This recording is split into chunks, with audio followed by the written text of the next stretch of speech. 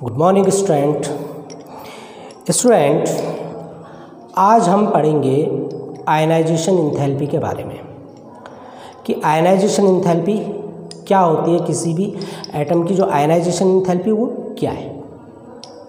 ये जो ionization enthalpy है ये एक बहुत इम्पॉर्टेंट फिजिकल प्रॉपर्टी है और इससे बहुत ज़्यादा वेरिएशंस भी आते हैं इसमें, या इसके अलावा कि जो एलिमेंट की जो प्रॉपर्टीज़ है वो प्रॉपर्टीज़ बहुत सारी प्रॉपर्टीज़ डिपेंड करती हैं किस पे, आयनाइजेशन इंथैल्पी पे। तो सबसे पहले हम ये देखेंगे कि आयनाइजेशन इंथैल्पी होती क्या है।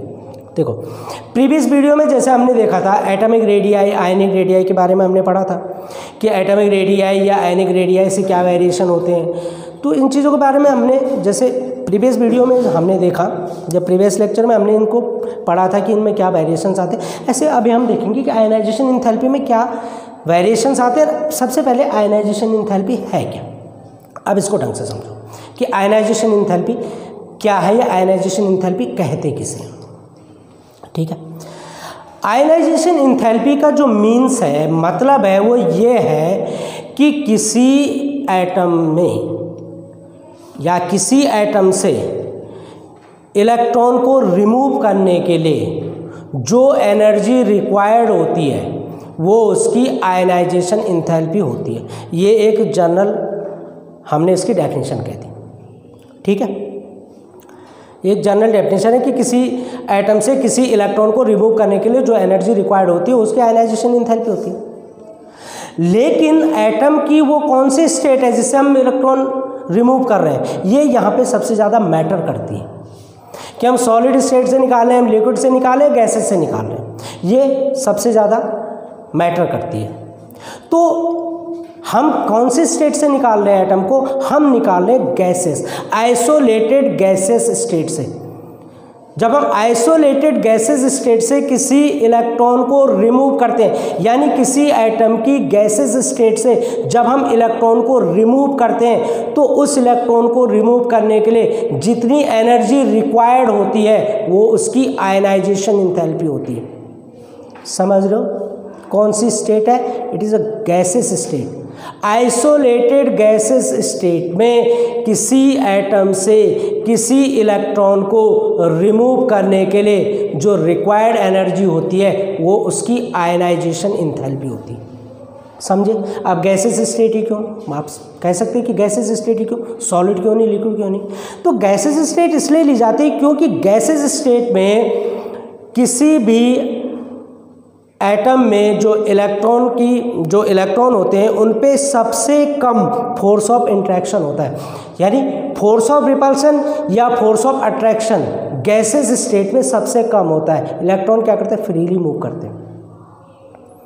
तो इसलिए हम गैसेस स्टेट को लेते हैं कि वहाँ पे सबसे कम क्या होता है, इंट्रैक्शन फोर्स होता है। समझ रहे बात को। अब सबसे कम इंट्रैक्शन फोर्स होने के कारण यानी वो लगभग क्या है, नेग्लिजिबल है। तो वहाँ से इलेक्ट्रॉन को हमने रिमूव करना है, उस स्टेट से हमने रिमूव करना है, तो रिमूव करने के लिए जो रिक्वायर्ड एनर्जी है वो उसकी आयनाइजेशन इंथैल्पी, तो वो क्या होगी, सबसे कम होगी। अगर यही चीज़ हम सॉलिड और लिक्विड स्टेट में करें तो वहाँ पे क्या होगा, जो इंट्रैक्शन फोर्स होगा, जो इंट्रैक्शन फोर्स होगा वो बहुत ज़्यादा होगा, तो वहाँ ज़्यादा एनर्जी देनी पड़ेगी, तो एनर्जी की वैल्यू ज़्यादा होगी। तो इसलिए क्या लिया जाता है, गैसेस स्टेट लिया जाता है। क्लियर हो गया। ठीक है, अब हम ये देखेंगे कि आयनाइजेशन इंथैल्पी हम कहेंगे किसे। देखो, सपोज हमारे पास ये कोई एक्स एटम है। ठीक है, हमारे पास एक्स क्या है, एटम है। अब हमने क्या किया, इससे इलेक्ट्रॉन रिमूव किया। जब हम इससे इलेक्ट्रॉन रिमूव करेंगे तो ये क्या हो जाएगा, आयन फॉर्म में आ जाएगा, अपने एक्स प्लस आयन फॉर्म में। अगर क्या हो गया ऐसे एक इलेक्ट्रॉन, ये हमने एक इलेक्ट्रॉन रिमूव कर दिया। ठीक है, हमने क्या कर दिया, ऐसे एक इलेक्ट्रॉन रिमूव कर दिया। जब हमने एक इलेक्ट्रॉन यहाँ रिमूव किया तो ये क्या है, इसकी ये होगी इसकी first ionisation enthalpy. First ionisation enthalpy enthalpy. ठीक है, कि हमने क्या किया कि एक गैसेस स्टेट से, किसी एटम की गैसेस स्टेट से हमने एक इलेक्ट्रॉन को रिमूव कर दिया। अब ये एक इलेक्ट्रॉन जो रिमूव हुआ वो क्या दिखाएगा, इसकी फर्स्ट आयनाइजेशन एंथैल्पी दिखाएगा।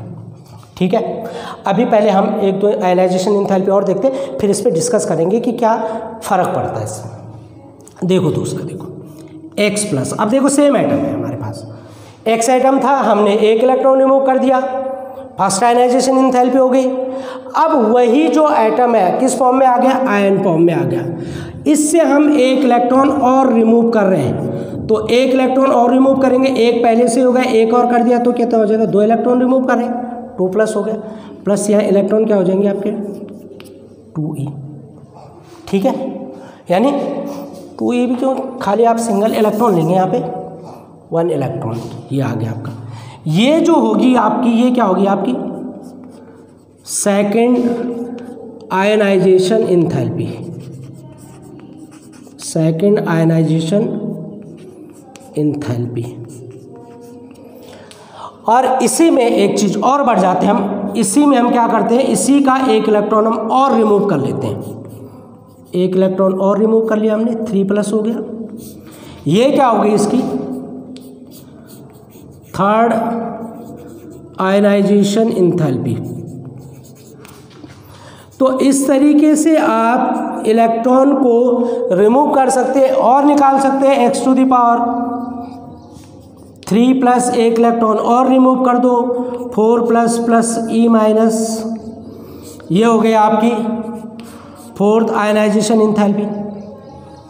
ठीक है, अब मैंने ये क्यों किया, अब इसको समझो आप। देखो सपोज हम इसको थोड़ा सा और ले लेते हैं, हम इसको कहाँ पे करूँ, इसको इतना मिटा देते हैं, इतना मिटा देते हैं इसे, ये आप समझ गए। अब इसको हम थोड़ा सा इस तरीके से करते हैं। देखो सपोज हमारे पास कोई एलिमेंट, जैसे हमने एलिमेंट सोडियम ले लिया, चलो सोडियम ले लेते हैं। सोडियम का एटॉमिक नंबर हो गया 281, इसलिए अपना एक इलेक्ट्रॉन रिमूव किया, किस फॉर्म में आ गया Na plus plus E minus. ये क्या हो गई इसकी फर्स्ट आयनाइजेशन एंथैल्पी। अब हमने क्या किया, फिर Na प्लस से एक इलेक्ट्रॉन और रिमूव कर दिया, तो ये क्या हो गया Na2 plus plus E minus. अब ये देखो यहाँ पे इलेक्ट्रॉनिक कॉन्फ़िगरेशन क्या था 281, ये क्या हो गया आपका 28। यहाँ पे 28 था, हमने एक इलेक्ट्रॉन और रिलीज कर दिया, यहाँ पे क्या हो जाएगा 27। ये इसकी क्या होगी सेकेंड आयनाइजेशन एंथैल्पी होगी। दोबारा से कर लो, Na2 प्लस इससे एक इलेक्ट्रॉन और रिलीज करो, क्या हो जाएगा Na3 plus plus E minus. यानी यहाँ पे इलेक्ट्रॉनिक कॉन्फ़िगरेशन क्या था 27, यहाँ पे क्या हो गया 26, एक और रिलीज कर लो Na3 plus two gives Na4 plus plus E minus. Generally sodium में Na प्लस तक ही होता है, Na2 प्लस या Na3 प्लस स्टेट नहीं दिखाता, क्योंकि इतने इलेक्ट्रॉन अगर रिमूव करेगा तो वहाँ पे बहुत लार्ज अमाउंट में एनर्जी देनी पड़ेगी, बहुत लार्ज अमाउंट में एनर्जी देनी पड़ेगी, तो कोलैप्स हो सकता है। लेकिन फॉर एग्जांपल के लिए मैं आपको बता रहा हूँ, क्योंकि आप अभी जब पढ़ेंगे वेरिएबल ऑक्सीडेशन स्टेट पढ़ेंगे या आयन फॉर्म में पढ़ेंगे कि एक ही आयन फॉर्म +2 होती है, एक की +4 होती है, जैसे निकल की +2 ऑक्सीडेशन स्टेट होती है, प्लेटिनम की +4 ऑक्सीडेशन स्टेट होती है। तो वो क्यों होती है, वो इस कारण होती है। ऐसा कैसे इसमें इलेक्ट्रॉन का रिलीजिंग होता है, वो इस तरीके से रिलीजिंग होता है। कैसे आयनाइजेशन एंथैल्पी में फ़र्क पड़ता है, अब आप ये देखिए। अब यहाँ पे देखो आप, सोडियम के पास यहाँ पे कितनी थी 1 2 3। अब आप ढंग से देखिए, अब मैं यहाँ से इसको मिटा रहा हूँ, अब मैं यहाँ पे एक फिगर बना रहा हूँ। अब आप इस फिगर को जरा ढंग से समझिए। ये आपका सोडियम एटम है, ये देखिए आप, ये सोडियम का न्यूक्लियस हो गया, ये आपकी फर्स्ट सेल हो गई सोडियम की, ये सोडियम की आपकी सेकंड सेल हो गई, और ये सोडियम की आपकी थर्ड सेल हो गई। यानी ये सोडियम का एलिमेंटल फॉर्म है, पेरेंटल फॉर्म जिसे हम कहेंगे, ये सोडियम एलिमेंट। यहाँ पे ये देखिए आउटरमोस्ट सेल में एक इलेक्ट्रॉन है, 1 2 3 4 5 6 7 एंड 8 इलेक्ट्रॉन इसकी इनर सेल में हो गए और 2 इलेक्ट्रॉन इसकी और ये जो इनर सेल इसमें हो गए, टोटल इलेक्ट्रॉन। अब हमने क्या किया कि यहाँ से एक इलेक्ट्रॉन रिलीज किया। अब देखो न्यूक्लियस से जो डिस्टेंस है इसकी ज़्यादा है, यानी कि न्यूक्लियस से आउटरमोस्ट सेल की डिस्टेंस क्या है, काफ़ी है। इसका मतलब कि न्यूक्लियस का जो इफेक्टिव न्यूक्लियर चार्ज है इस पर क्या लग रहा, कम लग रहा। तो कम लग रहा है तो क्या होगा, इस इलेक्ट्रॉन को हम इजीली रिमूव कर सकते हैं। अब ये कौन सा इलेक्ट्रॉन है, ये देखो पहला इलेक्ट्रॉन रिलीज हो रहा, यानी फर्स्ट आयनाइजेशन एंथैल्पी हो रही। ये क्या है इसकी फर्स्ट आयनाइजेशन एंथैल्पी, एक इलेक्ट्रॉन रिमूव हो गया। ठीक है, अब एक इलेक्ट्रॉन रिमूव हो गया तो ये सेल क्या हो गई, रिमूव हो गई। अब हम क्या करें, अब देखो मैं इसी स्ट्रक्चर को सेम यहाँ पे बना रहा हूँ। ये न्यूक्लियस हो गया, ये आपकी के सेल हो गई और ये आपकी एल सेल हो गई। ठीक है, 2 इलेक्ट्रॉन इसमें हो गए आपके 1 2 3 4 5 6 7 एंड दैट इज 8 इलेक्ट्रॉन। ये आपके ये सोडियम का एलिमेंटल फॉर्म है और ये यहाँ से एक इलेक्ट्रॉन, ये फर्स्ट आयनाइजेशन एंथैल्पी, हमने एक इलेक्ट्रॉन रिमूव कर दिया, एक सेल आपकी खत्म हो गई। ये देखो जो इस इलेक्ट्रॉन को रिमूव करने के लिए जो हमने एनर्जी दी, सपोज हम ये मान के चल रहे हैं कि हमने इसको 200 किलो जूल पर मोल एनर्जी दे दी। ठीक है, कितने एनर्जी दी हमने इसको, 200 किलो जूल पर मोल। सपोज ये एनर्जी हमने इसको दे दी, ये इलेक्ट्रॉन हमने यहाँ से रिलीज कर दिया। अब देखो, अब हम फिर क्या करें, अब हम इस इलेक्ट्रॉन को यहाँ से रिमूव कर रहे हैं। ध्यान दो, अब हाँ यहाँ पे सोडियम के पास जो नंबर ऑफ इलेक्ट्रॉन थे वो थे 11।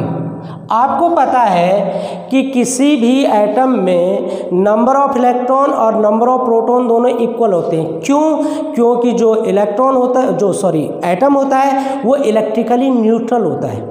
एटम क्या होता है, इलेक्ट्रिकली न्यूट्रल होता है। तो इलेक्ट्रिकली न्यूट्रल होने का मतलब क्या हुआ कि उसमें नंबर ऑफ प्रोटॉन और नंबर ऑफ इलेक्ट्रॉन दोनों इक्वल है, इक्वल अमाउंट में। Number of proton equal to number of electron, इसीलिए एटम क्या है, इलेक्ट्रिकली न्यूट्रल है।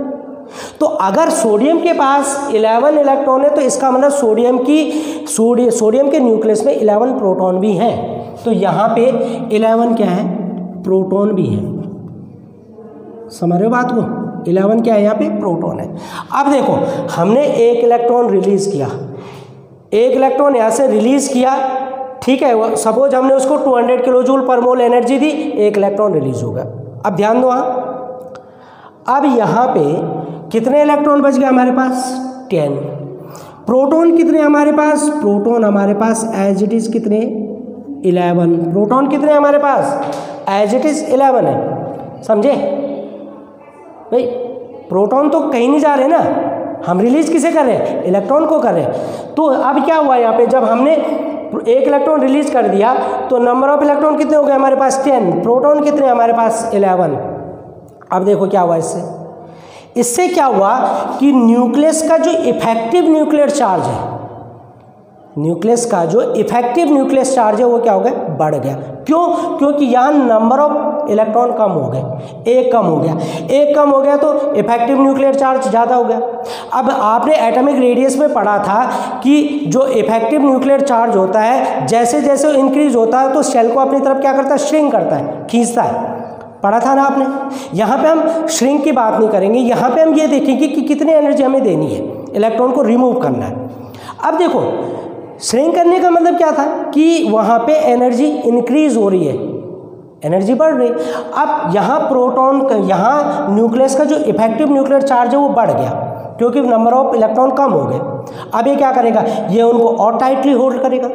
ये जो न्यूक्लियस है ये इन इलेक्ट्रॉन को और टाइटली होल्ड करेगा। यानी अगर हमें इस इलेक्ट्रॉन को यहाँ से रिमूव करना है तो हमें ज़्यादा एनर्जी देनी पड़ेगी। अब ये इलेक्ट्रॉन हमने रिमूव कर दिया, ये हो गई इसकी सेकंड आयनाइजेशन एंथैल्पी। क्या होगी इसकी, सेकंड आयनाइजेशन एंथैल्पी। और ये सपोज कितनी हुई आपके, हम ये मान के चलिए 700 किलो जूल पर मोल है। अब देखो बढ़ गई ना, ये कितनी थी 200, ये कितनी हो गई 700। क्यों हुई, क्योंकि यहाँ पे न्यूक्लियस का इफेक्टिव न्यूक्लियस चार्ज बढ़ गए। इफेक्टिव न्यूक्लियर चार्ज क्या हो गया? इंक्रीज हो गया। और क्यों इंक्रीज हुआ? क्योंकि यहाँ नंबर ऑफ इलेक्ट्रॉन कम हो गए, प्रोटॉन एज इट इज है, प्रोटॉन ज़्यादा हो गए। तो प्रोटॉन के ज़्यादा होने के कारण इफेक्टिव न्यूक्लियर चार्ज इंक्रीज हो गया। तो इस इलेक्ट्रॉन को रिमूव करने के लिए हमें ज़्यादा एनर्जी देनी पड़ेगी। इसलिए क्या हुई? आपकी सेकेंड आयनाइजेशन एंथैल्पी जंप करके इंक्रीज हो गई। चलो ठीक, ये निकाल दिया हमने। अब हम इसको देखते हैं अगले को, थर्ड आयनाइजेशन एंथैल्पी। अब देखो ये इलेक्ट्रॉन रिमूव हो गया, ठीक। कितने रह गए अब यहाँ पे? 1 2 3 4 5 6 7 इलेक्ट्रॉन रह गए। प्रोटॉन कितने? प्रोटॉन 11 ही। अब देखो टोटल नंबर ऑफ इलेक्ट्रॉन गिनो यहाँ पे, 1 2 3 4 5 6 7 8 9 इलेक्ट्रॉन कितने हैं? 9। प्रोटॉन कितने? 11।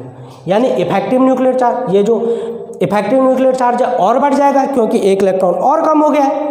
एक इलेक्ट्रॉन और कम हो गया तो इफेक्टिव न्यूक्लियर चार्ज क्या हो जाएगा? और ज़्यादा बढ़ जाएगा।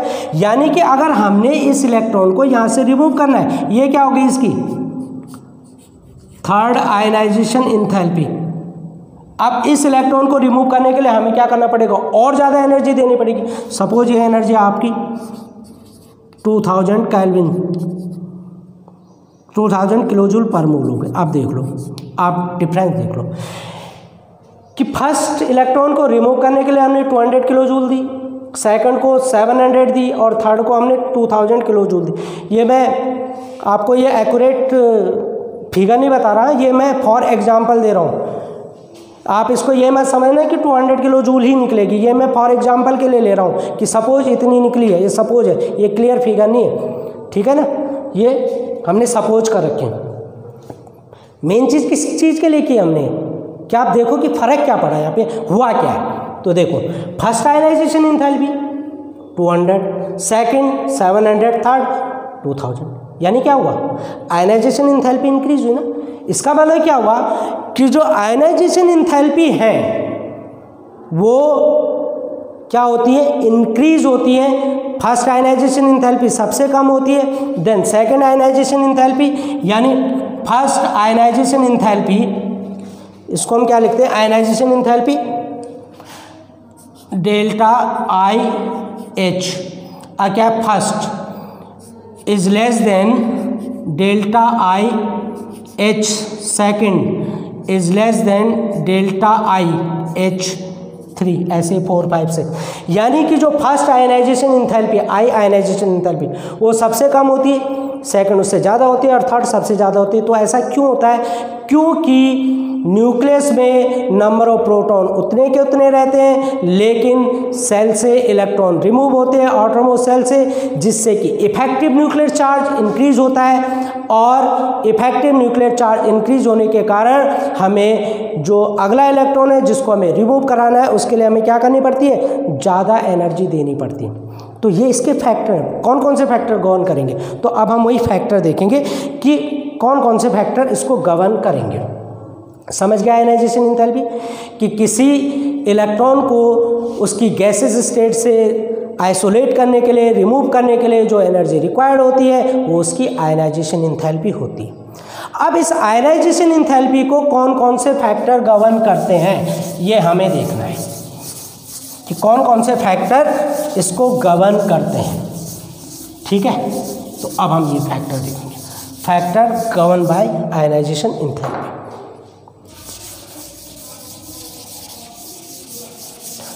Okay, now factor.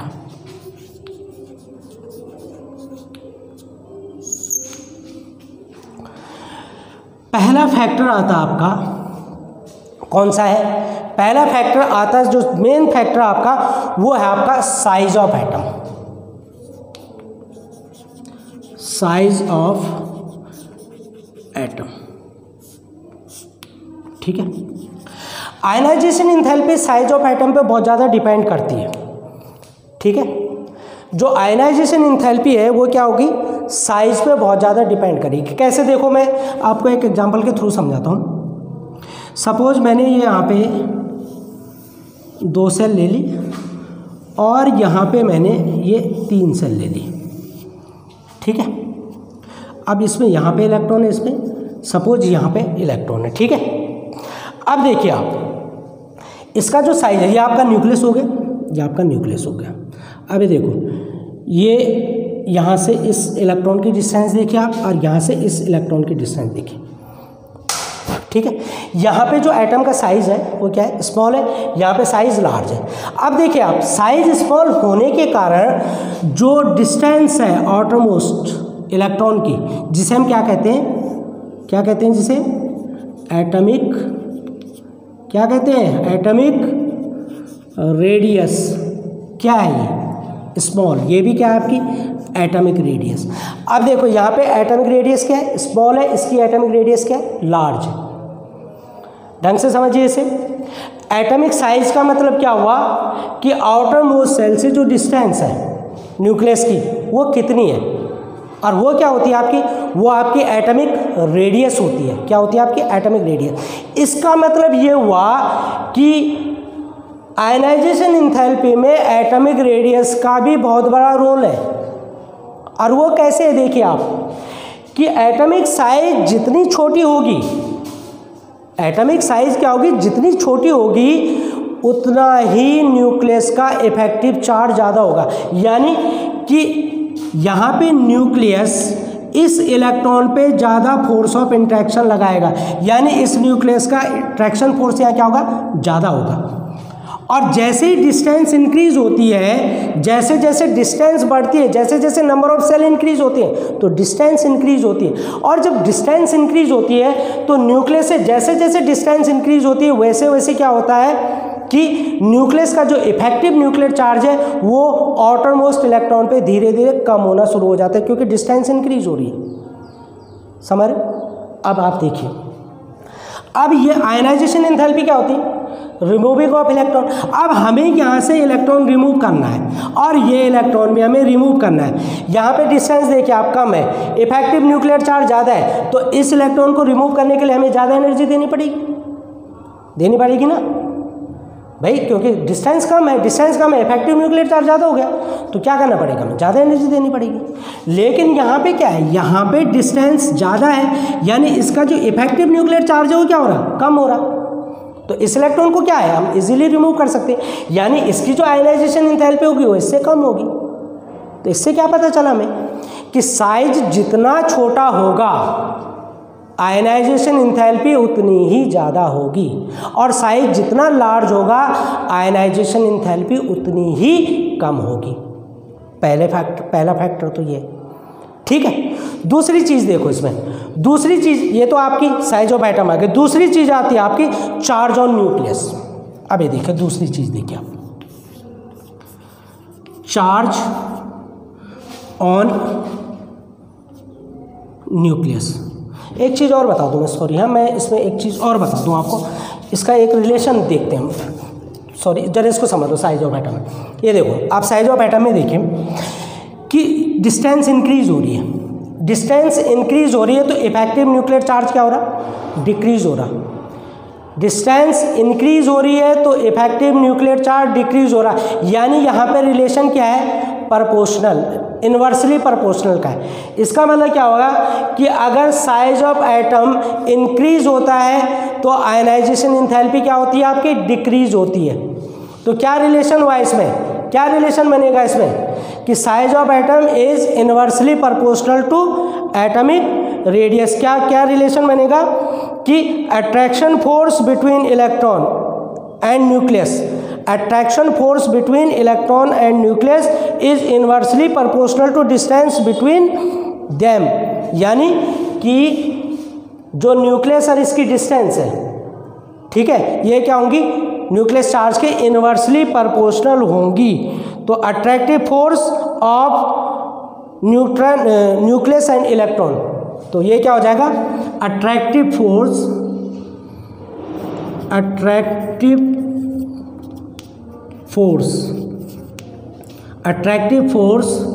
Between nucleus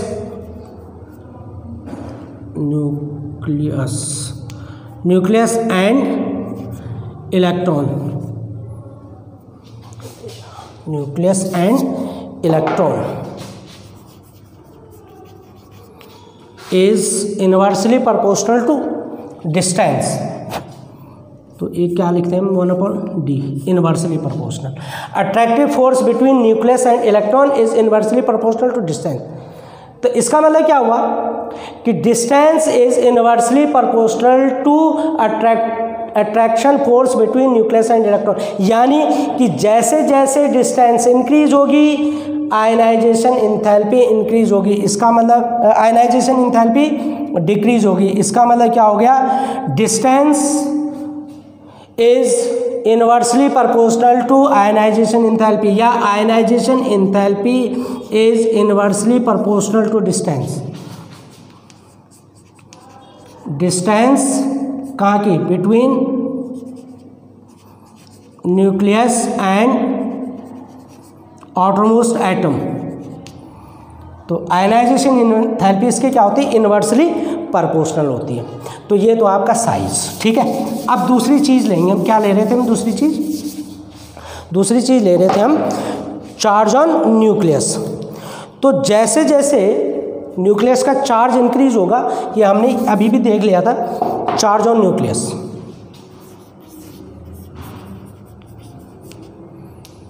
charge on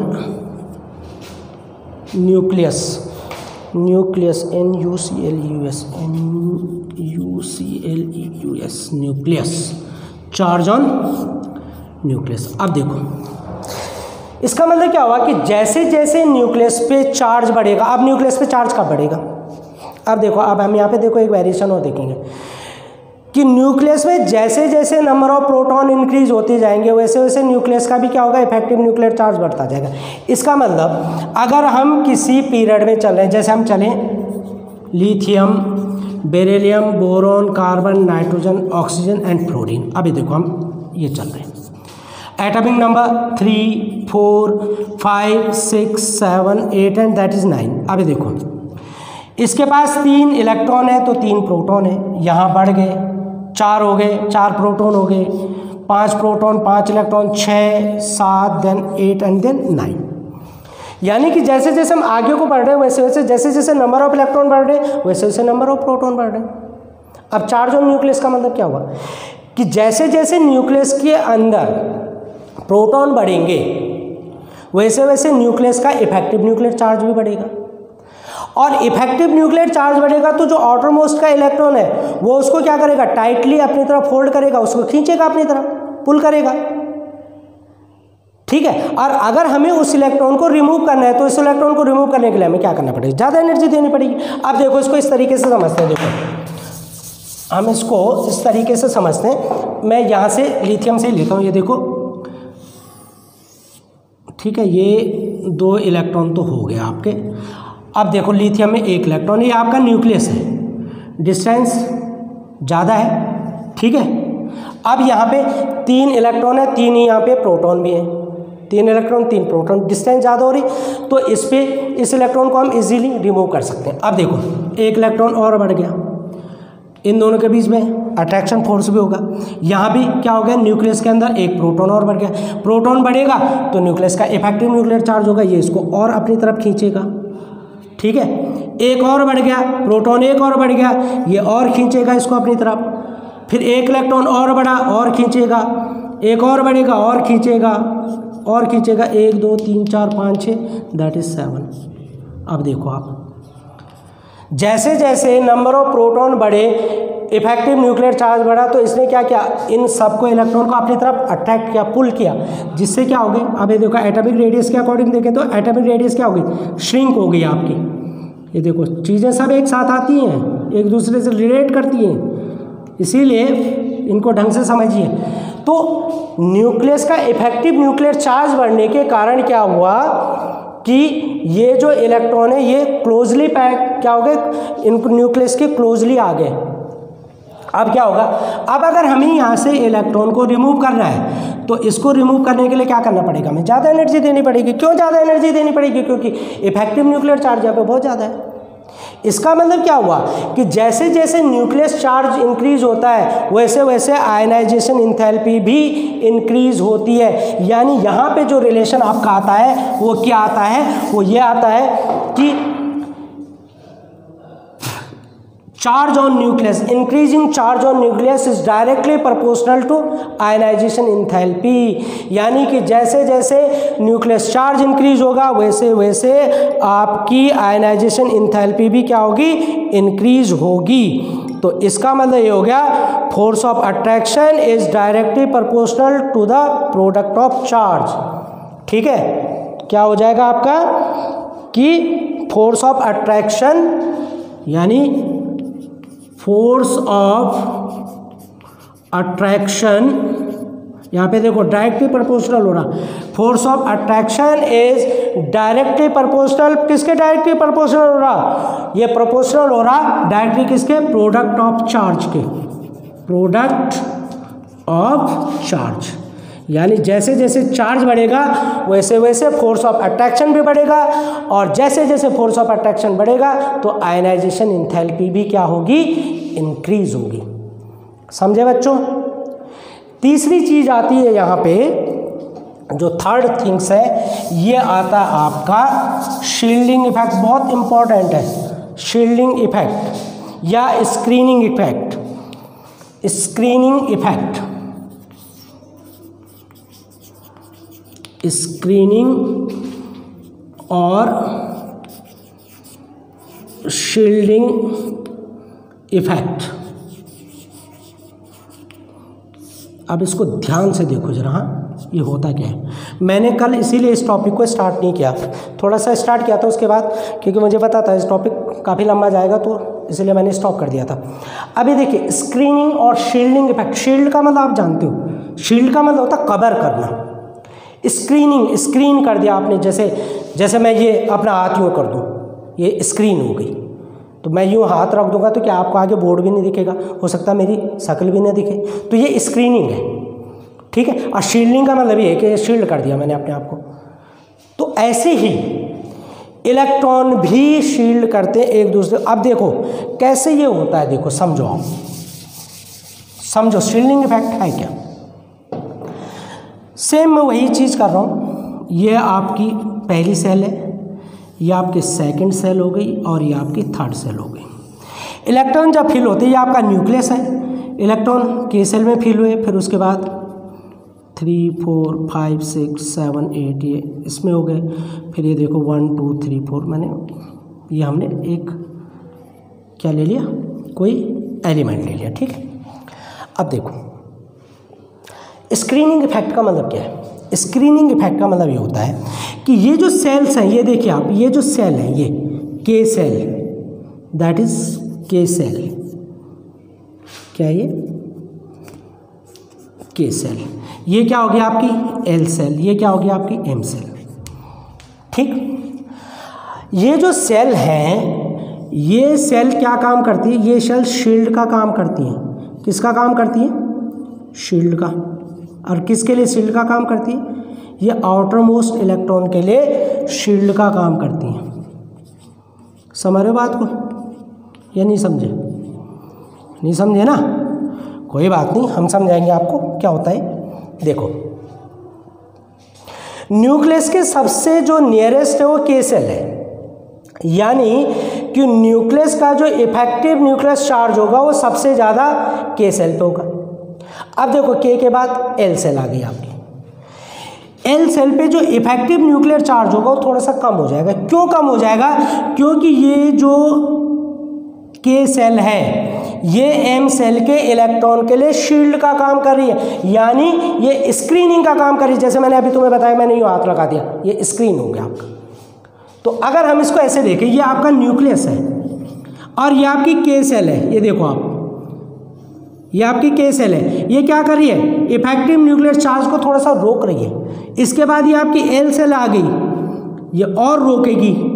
इसके बाद ये आपकी एल सेल आ गई, ये आपका और रोकेगी। और सपोज ये कहीं इलेक्ट्रॉन है, ये यहाँ पे, तो यहाँ से और यहाँ तक एक तो डिस्टेंस इंक्रीज हो रही है, दूसरा ये जो सेल है K shell, L shell, M shell, N shell, ये जो सेल है K shell, L shell, M shell, ये क्या कर रही है, स्क्रीन का काम कर रही है, शील्डिंग का काम कर रही है, यानी कि न्यूक्लियस के इफेक्टिव न्यूक्लियस चार्ज को ये क्या कर रही है, रोक रही है।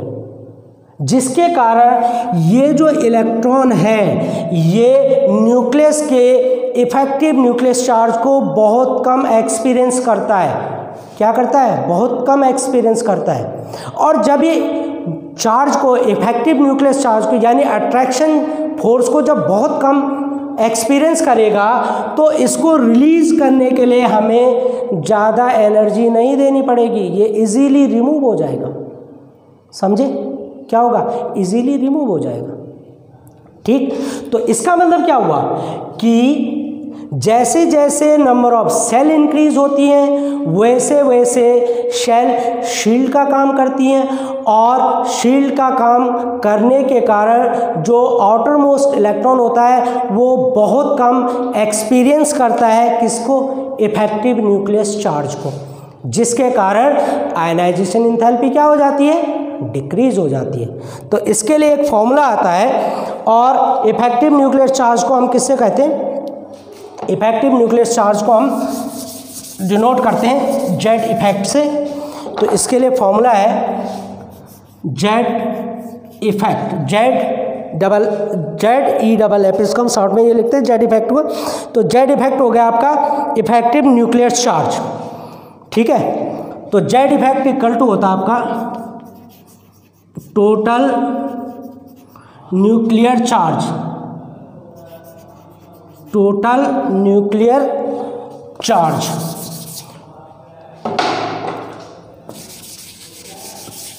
Total nuclear charge minus screening constant. ये क्या होता है? Screening constant, screening constant. ठीक है, तो स्क्रीनिंग कांस्टेंट को हम ऐसे डिनोट करते हैं, जेड इफेक्ट इक्वल टू होता है आपका टोटल न्यूक्लियस चार्ज हो गया आपका जेड माइनस स्क्रीनिंग इफेक्ट हो गया आपका एस, जेड माइनस एस। ठीक है, ये जेड इफेक्ट हो गया आपका स्क्रीनिंग, इसको क्या कहा जाता है? जेड इफेक्ट, यानी ये हो गया आपका screening effect, Z effect equal to total nucleus charge minus.